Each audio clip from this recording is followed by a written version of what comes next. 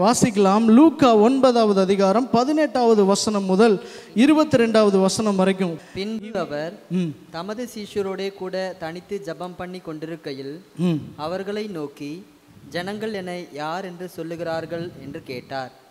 அதற்கு அவர்கள், சிலர் உம்மை யோவான் ஸ்நானன் என்றும், சிலர் எலியா என்றும், வேறு சிலர் பூர்வ காலத்து தீர்க்கதரிசிகளில் ஒருவர் உயிர்த்தெழுந்தார் என்று சொல்லுகிறார்கள் என்றார்கள்.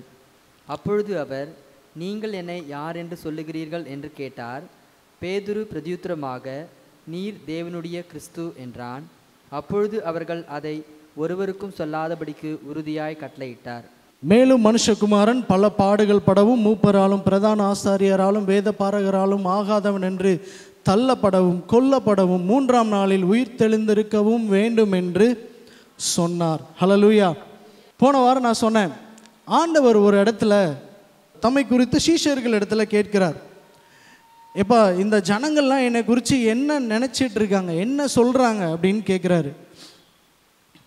ஆண்டவர் சும்மா இந்த வார்த்தையை கேட்கல, அநேக அற்புதங்களை செஞ்சுட்டு நிறைய பேர் முன்னாடி பிரபலம் ஆயிட்டு வந்து கேட்குறாரு, இந்த ஜனங்கள் என்னை குறித்து என்ன சொல்கிறாங்க. அதுக்கு முன்னாடி அவர் பெரிய விஷயமா என்ன பண்ணார்னா, 5 அப்போ 2 மீன் 5000 பேருக்கு கொடுத்துட்டு இங்கே வந்து கேட்குறாரு, ஜனங்கள் என்னை குறித்து என்ன சொல்கிறாங்க. அந்த ஒரு விஷயத்தை மாத்திரம் பண்ணலை, பல அற்புதங்களை பல இடத்துல செஞ்சுட்டு இங்கே வந்து கேட்குறாரு, ஜனங்கள் என்னை குறித்து என்ன சொல்லுகிறார்கள்.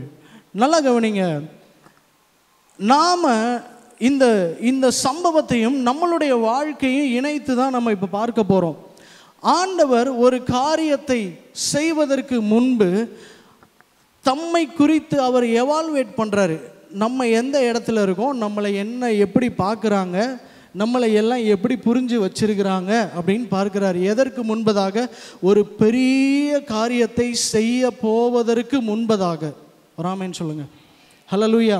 ஒரு பெரிய திட்டத்தை, ஆண்டவருடைய தரிசனத்தை, தேவனுடைய தரிசனத்தை செய்து முடிக்க போவதற்கு முன்பதாக அவர் தம்மை எவால்வேட் பண்ணி பார்க்குறாரு. எல்லாரும் என்ன நம்மளை என்ன நினச்சிருக்கிறாங்க அப்படின்றது.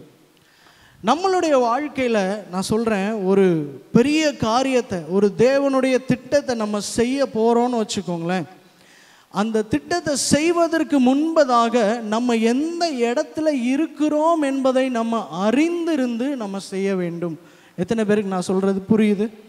ஹல்லேலூயா. சும்மா போனோம், ஒரு ஜெபத்தை பண்ணோம், ஆரம்பித்தோம், அப்படி இல்லை. சும்மா போனோம், 4 பேர்கிட்ட சொன்னோம், ஆரம்பித்தோம், அப்படி இல்லை. ஒரு திட்டத்தை நீங்கள் செய்வதற்கு முன்பதாக நம்ம செய்கிற அநேக காரியங்கள் ஏன் தோற்று போகுது, நம்ம செய்கிற அநேக காரியங்களில் ஏன் தோல்விகள் அடைகிறோம், ஏன் அவமானப்படுறோம், ஏன் வெட்கப்படுறோம் அப்படின்னா இந்த எவாலுவேஷன் இல்லாததுனால தான். ஹல்லேலூயா. ஹல்லேலூயா. தேவன் ஒரு காரியத்தை, இயேசு கிறிஸ்து ஒரு காரியத்தை செய்வதற்கு முன்பதாக என்னெல்லாம் செய்தார் அப்படிங்கிறத அறிந்திருந்து செய்தோம் என்று சொன்னால் நம்மளும் அவரை போலவே அந்த காரியத்தை அழகாக நேர்த்தியாக செய்து முடிக்க முடியும். ஒரு ஆமென் சொல்லலாமா? ஹல்லேலூயா. வாசிக்கலாம்.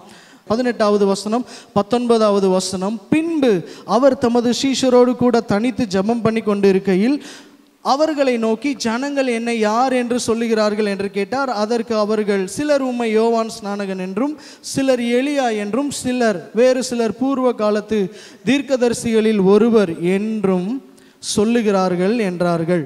நம்ம ஒரு திட்டத்தை செய்கிறதுக்கு முன்னாடி ஜனங்களிடத்துல போய் கேட்கணும். ஒரு ஆமென் சொல்லுங்க. மக்கள் நம்ம என்ன நினச்சிருக்காங்க அப்படின்றது கேட்கணும், தெரிஞ்சிருக்கணும். கேட்கலனாலும் தெரிந்தாவது இருக்கணும். ஒரு ஆமென் சொல்லுங்க. ஹல்லேலூயா. நான் ஒரு வீடு கட்ட போகிறேன், இல்லை நான் ஒரு பெரிய காரியத்தை செய்ய போகிறேன், இல்லை நான் பயங்கரமான எல்லாரும் பார்த்து ஆச்சரியப்படத்தக்கதாக நான் ஒன்றை பண்ண போகிறேன் அப்படின்னா ஊர் ஃபுல்லாக போய் நான் பாட்டுக்கு எதையாவது பண்ணிகிட்டு இருக்கக்கூடாது. அதுக்கு முன்னாடி நம்ம யார், நம்ம எந்த இடத்துல இருக்கிறோம், நம்மளை குறித்து என்ன நினைக்கிறாங்க எல்லாம் நமக்கு தெரிந்திருக்க வேண்டும். ஹல்லேலூயா. ஹல்லேலூயா. 2வது ஆண்டவர் என்ன பண்ணுறாரு அப்படின்னா, தம்மோடு இருந்த ஜனங்கள் இடத்துல கேட்குறாரு. ஃபஸ்ட்டு அவங்கெல்லாம் என்ன நினைக்கிறாங்கன்னு கேட்டார். அவங்கெல்லாம் எலியான்னு நினைக்கிறாங்க, யோவான் ஸ்நானகன் நினைக்கிறாங்க, பூர்வ காலத்து தீர்க்கதரிசின்னு நினைக்கிறாங்க. ஏன் கூடவே இருக்கியடா, நீங்கள் என்ன நினைக்கிறீங்க அப்படின்னு ஆண்டவர் கேட்குறாரு. அதற்கு பேதுரு சொல்கிறாரு, நீர் தேவனுடைய கிறிஸ்து. ஒரு ஆமென் சொல்லுங்க. நீ தேவனுடைய கிறிஸ்து. நான் திரும்பவும் நம்மளோட லைஃபுக்கு வரேன். நம்ம ஒரு காரியத்தை செய்யும் பொழுது, நம்ம ஒரு பெரிய விஷயத்தை செய்ய போகும் பொழுது, வெளி உலகத்துக்கு தெரியாமல் இருந்ததுன்னா தெரியாமல் போகட்டும். ஆனால் உங்களை சுற்றி இருக்கிற நபர்களுக்காச்சும் நீங்கள் எதை செய்ய போகிறீர்கள் என்பது உங்களை குறித்த தெளிவான சிந்தனை அவங்களுக்கு இருக்கணும். அப்போ தான் நீங்கள் கரெக்டாக இருந்திருக்கீங்கன்னு அர்த்தம். இல்லையா? ஆமாவா இல்லையா? ஹல்லேலூயா, ஹல்லேலூயா. நீங்கள் எதை செய்ய போகிறீங்க? நான் உதாரணத்துக்கு சொல்கிறேன். ஜான்சன் ஒரு விஷயத்தை பண்ண போகிறான் அப்படின்னா எனக்கு தெரியாமல் இருக்கட்டும், ஆனால் அவங்க அம்மாவுக்கு தெரிஞ்சிருக்கணுமா? தெரிஞ்சிருக்கக்கூடாதா?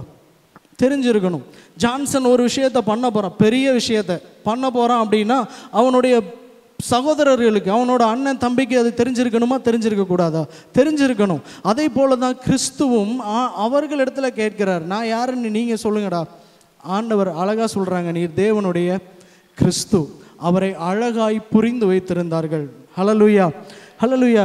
நீங்கள் ஒரு காரியத்தை செய்யும் பொழுது உங்களோடு பயணிக்க வேண்டிய நபர்கள் யாராக இருக்கணும் அப்படின்னா உங்களை குறித்து அறிந்தவர்களாக இருக்கணும். வராமன்னு சொல்லுங்க. ஹல்லேலூயா. உங்களுடைய திட்டத்தை, ஜான்சன் இப்படி தான் இருப்பான், ஜான்சனுக்கு இதுதான் பிடிக்கும், ஜான்சன் இதை தான் செய்வான், அவன் இப்படி தான் பண்ணுவான் அப்படிங்கிறத அறிந்திருக்கிற ஜனங்கள் உங்களோடு இருக்கும் பொழுது தான் நீங்கள் ஈஸியாக ஒரு விஷயத்தை வின் பண்ண முடியும். ஹல்லேலூயா. நான் ஒரு நாள் நியூஸ் பார்த்துட்டு இருக்கும்போது நான் பார்த்து ரொம்ப எனக்கு அந்த நியூஸில் ரொம்ப பிடிச்ச ஒரு பாயிண்ட் இருந்தது. அது என்னன்னா, சுந்தர் பிச்சை அப்படின்னு சொல்லப்படுகிற, எத்தனை பேருக்கு சுந்தர் பிச்சைன்னா தெரியும்? தெரியும்னா இப்படி கையை உயர்த்தணும். சரி, சுந்தர் பிச்சை யார் அப்படின்னா கூகுள் கம்பெனி, நம்ம மொபைலில் வச்சிருக்கிற, நம்ம இன்டர்நெட்டில் யூஸ் பண்ணுற கூகுள் கம்பெனியோட சிஇஓ. அந்த சிஇஓக்கு எந்த ஊர்னா சென்னை. அவர் அமெரிக்காவில் போய் அந்த கம்பெனியோட சிஇஓவாக மாறிட்டார். நல்லா கவனிங்க. இப்போ அந்த சிஇஓ குறித்து அவருடைய வாழ்க்கை சரித்திரத்தை ஒரு வீடியோவில் பார்த்தேன். அதில் பார்க்கும்போது அவங்க செய்த முதலாவது காரியம் என்ன தெரியுமா? அவர் அங்கே போயிட்டு தனக்கான ஒரு டீமை ஃபிக்ஸ் பண்ணாராம். தனக்கான ஒரு டீமை ஃபிக்ஸ் பண்ணார். அதுதான் அவருடைய வெற்றிக்கு முதல் படி. ஒரு ஆமென் சொல்லுங்க. ஹல்லேலூயா.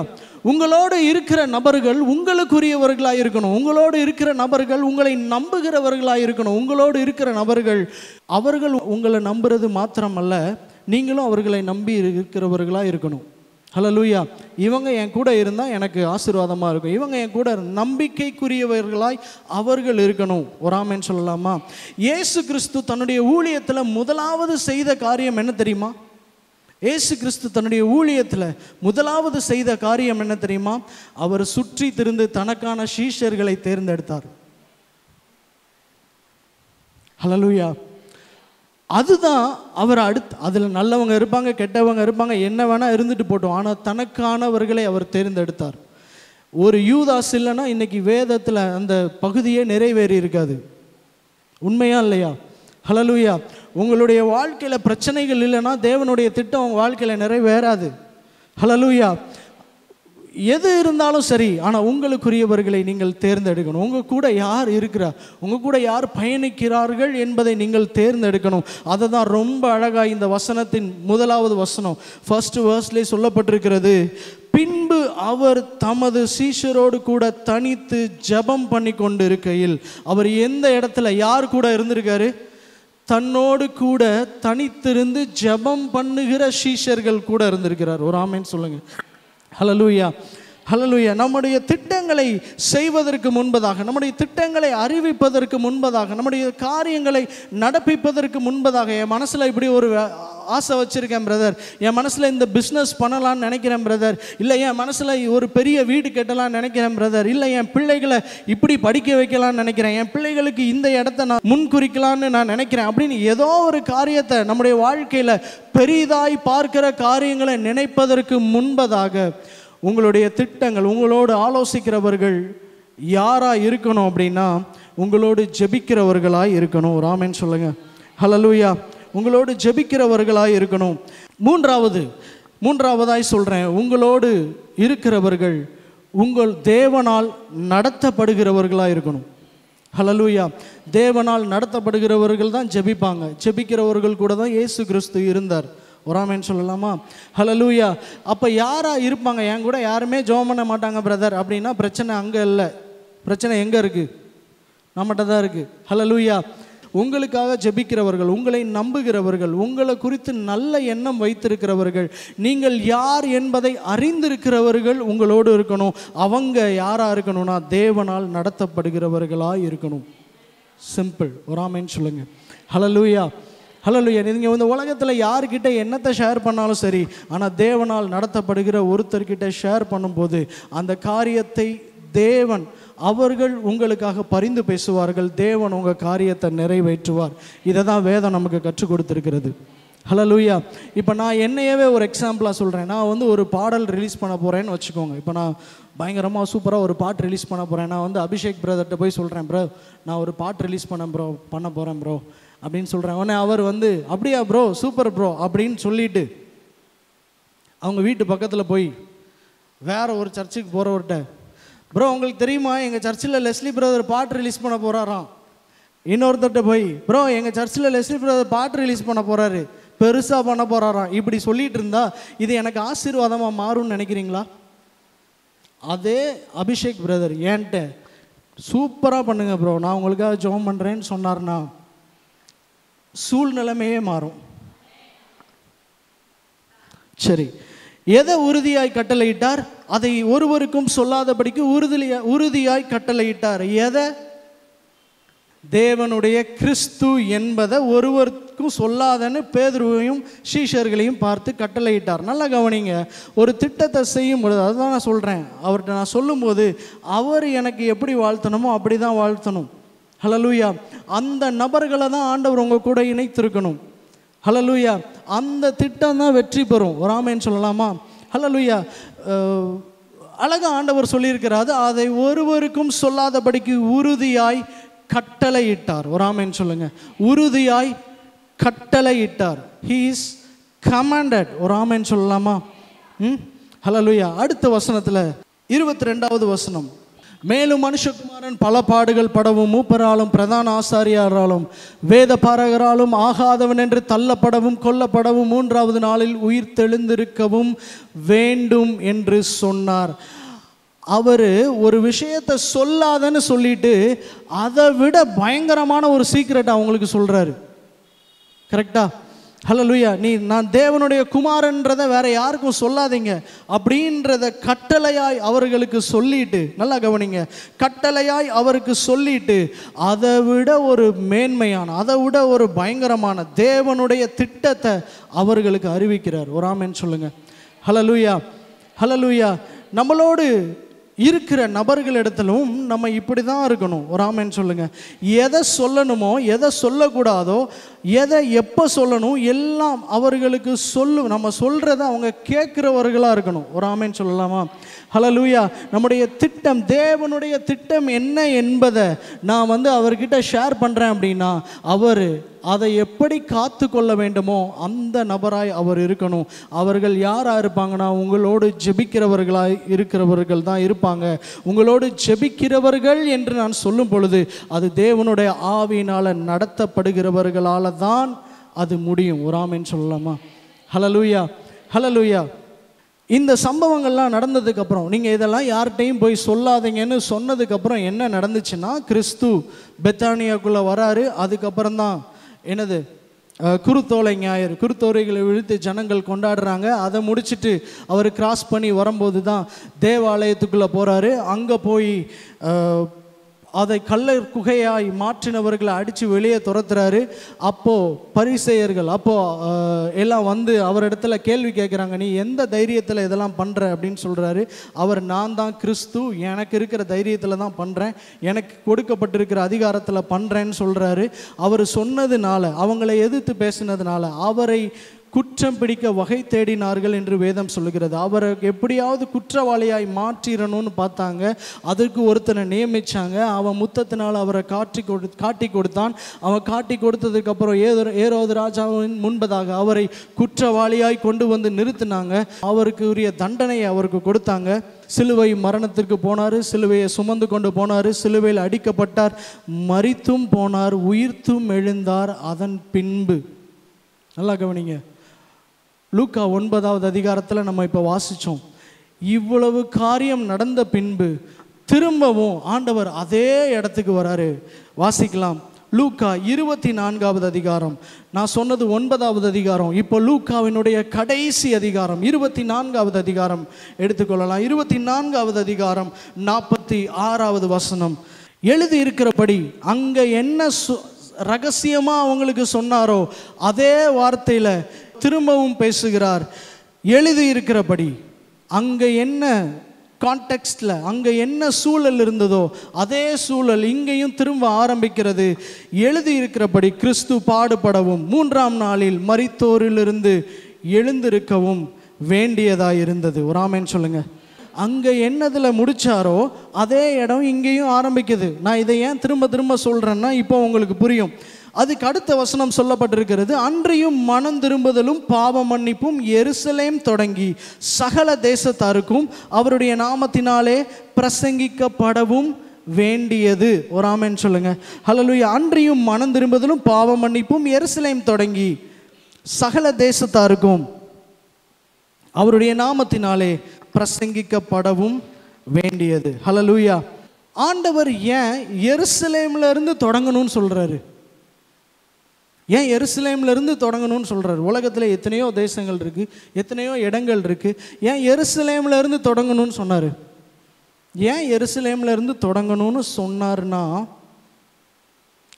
இது மரிக்க போற கிறிஸ்து அல்ல, இது மரித்து உயிர் தெழுந்த கிறிஸ்து. நான் இப்ப பேசுறது. இப்ப ஏன் ஆண்டவர் எருசலேம்ல இருந்து துவங்கணும்னு சொல்றாருன்னா, அவரே அங்கதான் இருக்காரு. ஹல்லேலூயா. அவரே எருசலேமில் தான் இருக்கார். அதனால அங்கே இருந்து தான் அது கிளம்பும். எத்தனை பேருக்கு நான் சொல்கிறது புரியுது? ஹல்லேலூயா. அவர் இருக்கிற இடத்துல இருந்து தாங்க வெளியே வரும். ஒரு ஆமென் சொல்லுங்க. ஹல்லேலூயா. மனம் திரும்புதலும் பாவ மன்னிப்பும் எங்கேருந்து உண்டானது? அவரிடத்துல இருந்து உண்டானது. அப்போ எங்கேருந்து அது எழும்பி வரணும்? எருசலேம்ல இருந்து தான் அது வரும்.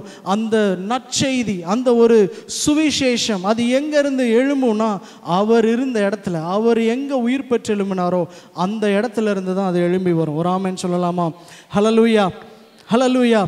இதை நம்ம வாழ்க்கையில நம்ம எப்படி இதை சேர்த்து பார்ப்பது அப்படின்னா, நான் சொல்றேன், நான் எருசலேம் அப்படின்னா என் இருதயம் தான் பெத்லஹேம். ஒரு ஆமென் சொல்லலாமா? ஹல்லேலூயா. ஆண்டவர் எங்கே பிறந்தார்? எருசலேமில் பெத்லஹேம் என்னும் ஊரில் பிறந்தார். நான் சொல்கிறேன், நான் எருசலேம்னா என் இருதயம் தான் பெத்லஹேம். ஒரு ஆமென் சொல்லலாமா? ஹல்லேலூயா. ஆண்டவர் ஏன் என்னை அழைத்திருக்கிறார்னா என் இருதயத்தில் தான் அவர் பிறந்திருக்கிறார். ஹல்லேலூயா. ஹல்லேலூயா. அதனால் வசனம் சொல்லுகிறது எருசலேமில் இருந்து தொடங்கணும். இப்போ உங்ககிட்ட இருந்து தான் தொடங்கணும். என்னது? மனம் திரும்புதலும் பாவ மன்னிப்பும் மற்ற ஜனங்களுக்கு எங்க இருந்து தொடங்கணும்னா உங்களிடத்துல இருந்து தொடங்கணும். ஒரு ஆமென் சொல்லுங்க. ஹல்லேலூயா. எப்படி தொடங்கணும்? நீங்க அவரை குறித்து பேசும் பொழுது தொடங்கும். நீங்க அவருக்கு சாட்சியாய் வாழும் பொழுது அது தொடங்கும். ஹல்லேலூயா. ஹல்லேலூயா. வெளிப்படுத்துதல் 21வது அதிகாரம் 2வது வசனம் இப்படியாய் சொல்லப்பட்டிருக்கிறது. யோவானாகிய நான் புதிய எருசலேம் ஆகிய பரிசுத்த நகரத்தை தேவனிடத்தில் நின்று பரலோகத்தை விட்டு இறங்கி வர கண்டேன். அது தன் புருஷனுக்காக அலங்கரிக்கப்பட்ட மணவாட்டியை போல ஆயத்தமாய் இருந்தது. அது தன் புருஷனுக்காக அலங்கரிக்கப்பட்ட மணவாட்டியை போல ஆயத்தமாய் இருந்தது. நான் அப்பதே சொன்னேன், ஆராதனையிலே சொன்னேன், நீங்கள் அவருக்கென்று நியமிக்கப்பட்டிருக்கிற மணவாட்டி. ஒரு ஆமென் சொல்லலாமா? ஹல்லேலூயா. உங்ககிட்ட இருந்து என்ன பெர்ஃபெக்ஷனை ஆண்டவர் எதிர்பார்ப்பார்னு சொன்னா, நீங்க உங்க மூலமாய் அவருடைய வாசனையை வெளிப்படுத்துகிறவர்களாய் இருக்கும்படி தேவன் உங்களை எதிர்பார்ப்பார். ஒரு ஆமென் சொல்லுங்க. ஹல்லேலூயா. ஹல்லேலூயா. அதுதான் அந்த வசனத்துல ரொம்ப அழகாய் சொல்லப்பட்டிருக்கிறது. அன்றியும் மனம் திரும்புதலும் பாவ மன்னிப்பும் எருசலேம் தொடங்கி. எங்க இருந்து? இப்படி கையை வச்சு சொல்லுங்க. எருசலேம் தொடங்கி. மனம் திரும்புதலும் பாவ மன்னிப்பும் எருசலேம்ல இருந்து தொடங்கணும். ஒரு ஆமென் சொல்லுங்க. ஹல்லேலூயா. மனம் திரும்புதலும் பாவ மன்னிப்பும் உங்களிடத்திலிருந்து ஜனங்களுக்கு தொடரணும். ஹல்லேலூயா. ஹல்லேலூயா. இந்த வசனத்துல ஒரே ஒரு வசனம் தான், ஆனா அந்த வசனத்துல சொல்லப்பட்டிருக்கிற ஆழம் அதிகம். நான் திரும்பியும் வாசிக்க விரும்புகிறேன். மனம் திரும்புதலும் பாவ மன்னிப்பும். நீங்களே இதற்கு பதில் சொல்லுங்க. யாருக்கெல்லாம் போகணும்? மனம் திரும்புதலும் பாவ மன்னிப்பும் எருசலேம் தொடங்கி யாருக்கு போகணும்? சகல தேசத்தாருக்கும். ஒரு ஆமென் சொல்லுங்க. அன்றியும் மனம் திரும்புதலும் பாவ மன்னிப்பும். எதெல்லாம் போகணும்? மனம் திரும்புதலும் பாவ மன்னிப்பும் போகணும். எங்கெல்லாம் போகணும்? சகல தேசத்தாருக்கும் போகணும். ஹல்லேலூயா. எப்படி போகணும்? அவருடைய நாமத்தினால போகணும். ஒரு ஆமென் சொல்லுங்க. ஹல்லேலூயா. நீங்கள் சும்மா மற்றவர்களுக்கு மனம் திரும்புதலையும் பாவ மன்னிப்பையும் பேசினா ரட்சிக்கப்பட்டுற மாட்டாங்க. இயேசு என்கிற நாமத்தில் இருக்கிற அந்த வார்த்தையில் இருக்கிற அர்த்தத்தை பேசினாதான் ஜனங்களுக்குள்ள அது கிரியை செய்யும். ஒரு ஆமென் சொல்லலாமா? ஹல்லேலூயா. நம்மளை விட நல்லவர்கள் வெளியே நிறைய பேர் இருக்காங்க. ஆனால் ஆண்டவர் நம்மை பயன்படுத்துகிறார் அப்படின்னா அது எந்த இதில் தெரியுமா? அவருடைய நாமத்தில் இருக்கிற அந்த வல்லமையினால். ராமன் சொல்லுங்க. ஹல்லேலூயா. அவருடைய நாமத்தை நான் பேசும்போது தான் நான் நீதிமானாய் மாற்றப்படுகிறேன். அவருடைய நாமத்தை நான் பேசும்போது தான் அந்த வார்த்தைக்கு வல்லமை இருக்குது. அவருடைய நாமத்தை நான் பேசும்பொழுது தான் ஜனங்களுக்குள்ள அது கிரியை செய்து. ஹல்லேலூயா. அவருடைய நாமத்தை நான் பேசும், அந்த நாமத்தை நான் அறிந்திருக்கிறபடியினால தான் என்கிட்ட குறைகளே இருந்தாலும் நான் நீதிமானாய் மாற்றப்படுகிறேன். ஹல்லேலூயா. ஹல்லேலூயா. கடைசியாய் வசனம் சொல்லுகிறது, நீங்களே இவைகளுக்கு சாட்சிகளாய் இருக்கிறீர்கள். ஒரு ஆமென் சொல்லலாமா? நீங்களே இவைகளுக்கு சாட்சிகளாய் இருக்கிறீர்கள். நீங்க தான் இவைகளுக்கு சாட்சிகள். எவைகளுக்கு? எழுதியிருக்கிறபடி கிறிஸ்து பாடுபட்டு மரித்து 3ஆம் நாளில் மரித்தோரிலிருந்து எழும்பினதற்கு சாட்சிகள் நீங்களும் நானும் தான். ஒரு ஆமென் சொல்லலாமா? அங்க ஆண்டவர் என்ன சொன்னாரு? இதை யார்கிட்டையும் போய் சொல்லாதீங்கன்னு சொன்னார். இங்கே ஆண்டவர் என்ன பண்ணுறாரு? உங்களையே சாட்சியாக மாற்றிட்டார். ஒரு ஆமென் சொல்லுங்க. கிறிஸ்துவின் உயிர்த்தெழுதல் எதை பண்ணுச்சு பார்த்தீங்களா? மறைமுகமாக உங்களை பண்ணாதன்னு சொன்ன விஷயத்தை உங்களையே சாட்சியாய், யூ ஆர் த விட்னஸ். ஒரு ஆமென் சொல்லலாமா? ஹல்லேலூயா. கிறிஸ்துவின் உயிர்த்தெழுதலுக்கு, கிறிஸ்துவின் வல்லமைக்கு, கிறிஸ்து மரித்தோரிலிருந்து எழும்பினார் என்பதற்கு, அவர் ஜனங்களை பாவ மன்னிப்பிற்கும் மனம் திரும்புவதற்கும் ஏற்றவர்களாய் மாற்றுவதற்கு சாட்சியே இன்னைக்கு நீங்க தான். ஒரு ஆமென் சொல்லுங்க. ஹல்லேலூயா. கிறிஸ்துவின் உயிர்த்தெழுதலின் வல்லமை இது மாத்திரம் பண்ணல, நிறைய காரியங்களை பண்ணுச்சு. அதில் ஒன்று தான் இது. ஒரு ஆமென் சொல்லலாமா? ஹல்லேலூயா. ஹல்லேலூயா. சரி, சாட்சிகளாய் மாற்றிருச்சு. இப்போ சாட்சிகளாய் இருக்கிற நாம என்ன பண்ணணும்? சாட்சிகளாக இருக்கிற நாம் என்ன பண்ணணும்? வெரி சிம்பிள், 2 வார்த்தை. இதை மாத்திரம் நான் சொல்லி செய்தியை முடிக்க விரும்புகிறேன். சாட்சிகளாக இருக்கிற நாம் என்ன பண்ணணும்?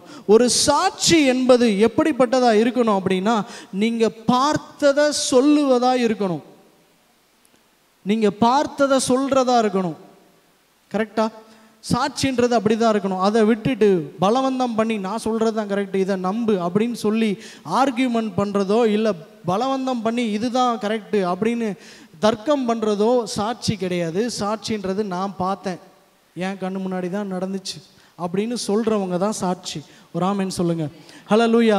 வேதம் சொல்லுகிறது, நீங்களே இவைகளுக்கு சாட்சிகளாக இருக்கிறீர்கள். சரி, ஆண்டவர் எப்படிப்பட்ட சாட்சியை அப்போ நம்ம இடத்துல இருந்து எதிர்பார்க்கிறார் அப்படின்னா, அப்போஸ்தலர் 1ஆவது அதிகாரம் 8வது வசனம். உங்களிடத்தில் வரும்பொழுது, பரிசுத்த ஆவி உங்களிடத்தில் வரும்பொழுது நீங்கள் பலனடைந்து எருசலேமிலும் யூதேயா முழுவதிலும் சமாரியாவிலும் பூமியின் கடைசி பரியந்தமும் எனக்கு சாட்சிகளாய் இருப்பீர்கள். ஒரு ஆமென் சொல்லுங்க. ஹல்லேலூயா. நீங்க எப்படி சாட்சியா இருக்க முடியும் அப்படின்னா, பரிசுத்த ஆவி உங்களிடத்தில் வரும் பொழுது நீங்க சாட்சிகளா இருக்க முடியும். ஹல்லேலூயா. இந்த பரிசுத்த ஆவி உங்களிடத்தில் வரும் பொழுது உங்களுக்கு எதிராக எந்த கேள்விகள் வைக்கப்பட்டாலும் அதற்கு பதில் அவர் கொடுப்பார். ஒரு ஆமென் சொல்லுங்க.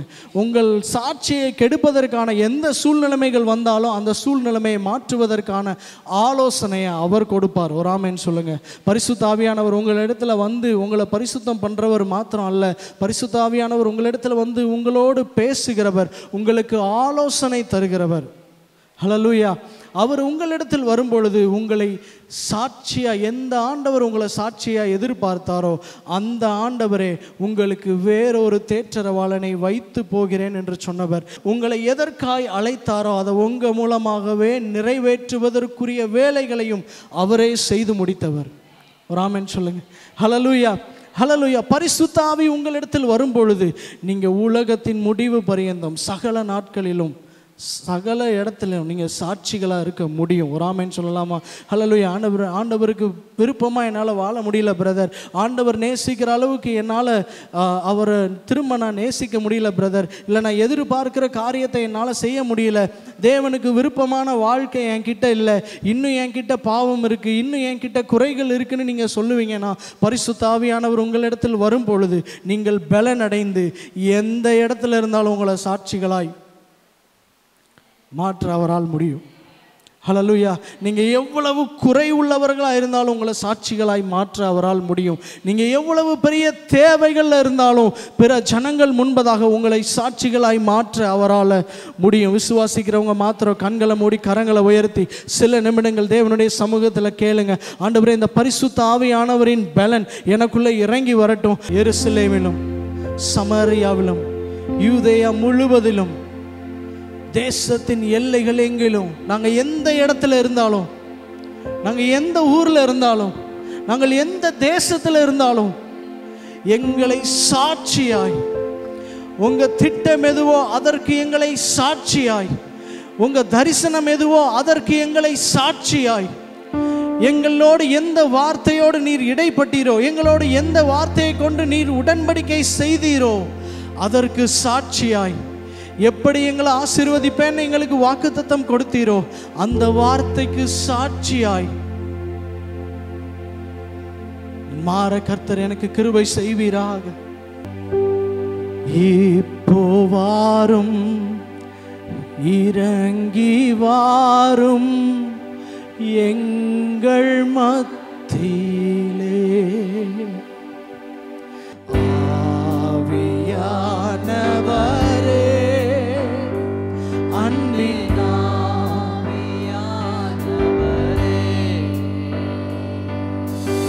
இப்போ வாரும், இறங்கி வாரும் எங்கள் மத்தியிலே, இப்போ வாரும், எஸ் ஃபாதர், இந்த காலை வேளையில எல்லாரையும் நீ நிரப்புவீராக. உங்க பலன் அவர்களை ஆட்கொள்ளட்டும். ஆவியானவரே, அன்பின் ஆவியானவரே,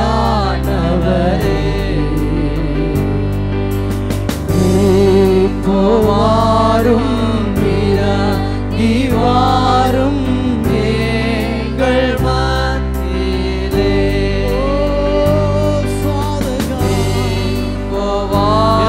இப்பொழுதே இறங்கி எங்கள் சூழ்நிலைமைகளில் கிரியை செய்வீராக.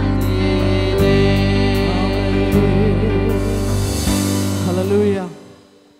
பரிசுத்த ஆவியானவர் வரும் பொழுது நம்மை சகல சத்தியத்திற்குள்ளும் நம்மை நடத்துகிறவர். அதாவது வேதத்தில் சொல்லப்பட்டிருக்கிற அந்த சத்தியத்திற்குள் நம்மை நடத்துகிறவர் அவர். இதுக்கு நம்மளுடைய பிரயாசம் எந்த அளவு இருந்தாலும் அது ஒரு நாள் மாறிடும், அதில் தடுமாற்றங்கள் இருக்கும். ஆனால் அவரே இறங்கி நமக்காய் வேலை செய்யும் பொழுது நம்முடைய தடுமாற்றத்தில் தன் தோள் மீது சுமந்து உங்களை கரை சேர்ப்பதற்கு அவர் ஒருவரால் மாத்திரமே முடியும். அதுதான் ஆராதனையில் சொன்னேன். இயேசு என்கிற அஸ்திபாரத்தை தவிர வேற எந்த அஸ்திபாரத்தையும் ஒருவனாலும் உங்க வாழ்க்கையில போட முடியாது. இந்த சாட்சியை நம்ம எப்படி வெளிப்படுத்த முடியும்னா, ரெண்டு விதத்துல வெளிப்படுத்த முடியும். ஒன்று நம்முடைய பேச்சிலும், ரெண்டாவது நம்முடைய நடக்கையிலும். ஒரு ஆமென் சொல்லுங்க. ஹல்லேலூயா, ஹல்லேலூயா. நம்முடைய பேச்சிலும் நம்முடைய நடக்கையிலும் பரிசுத்த ஆவியானவர் நம்மிடத்தில் வரும் பொழுது நம்மளை சாட்சிகளாய் மாற்றுவார். ஹல்லேலூயா. நம்மளை சாட்சிகளாய் மாற்றுவார். தேவன் செய்த எல்லா கிரியைகளையும் பேசுகிற உதடுகளாய் உங்கள் உதடுகளை ஆண்டவர் மாற்றுவார். அவர் எனக்கு இப்படி தான் அற்புதம் செஞ்சாருன்னு தைரியமாய் சொல்லுகிற உதடுகளை ஆண்டவர் உங்களுக்கு தருவார். ஹல்லேலூயா. அவர் என்னை இப்படி விடுவித்தார்னு சொல்லுகிற உதடுகளை ஆண்டவர் உங்களுக்கு தருவார். ரெண்டாவது, உங்களுடைய நடக்கையில் அவருக்கு சாட்சியாக இருக்க முடியும். ஒரு ஆமென் சொல்லலாமா? மத்தேயு 5வது அதிகாரம் 14வது வசனம் வாசிக்கலாம். நீங்கள் உலகத்திற்கு வெளிச்சமாக இருக்கிறீர்கள், மலையின் மேல் இருக்கிற பட்டணம் மறைந்திருக்க மாட்டாது. நீங்கள் எப்படி இருக்க முடியும் அப்படின்னா, உங்கள் வாழ்க்கையில் நீங்கள் உலகத்திற்கு வெளிச்சமாக இருக்க முடியும். ஒரு ஆமென் சொல்லுங்க. ஹல்லேலூயா. நான் பரிசுத்தனா, நான் நல்லவனா, நான் தேவனுக்கு பிரியமானவனா, தேவனுடைய அன்புள்ளவனா, அவர் எப்படி பேசினாரோ அதை போல கரிசனையோடு மற்றவர்களிடத்துல பேசுகிறவனாய் நான் இருந்தா என் மூலமா அவருடைய வெளிச்சம் வெளியே என்னவாகும்? போக ஆரம்பிக்கும். ஒரு ஆமென் சொல்லலாமா? ஹல்லேலூயா. உலகத்திற்கு வெளிச்சமாகவே ஆண்டவர் நம்மை தான் வைத்திருக்கிறார். ஒரு ஆமென் சொல்லுங்க. ஹல்லேலூயா. உலகத்திற்கு வெளிச்சமாய் மாற முடியும். மலையின் மேலே வைக்கப்பட்டிருக்கிறோம், அஸ்திபாரத்தின் மேலே வைக்கப்பட்டிருக்கிறோம், அவருக்கு மேலே வைக்கப்பட்டிருக்கிறோம். இயேசு என்கிற கண்மலைக்கு மேலாக வைக்கப்பட்டிருக்கிறோம்.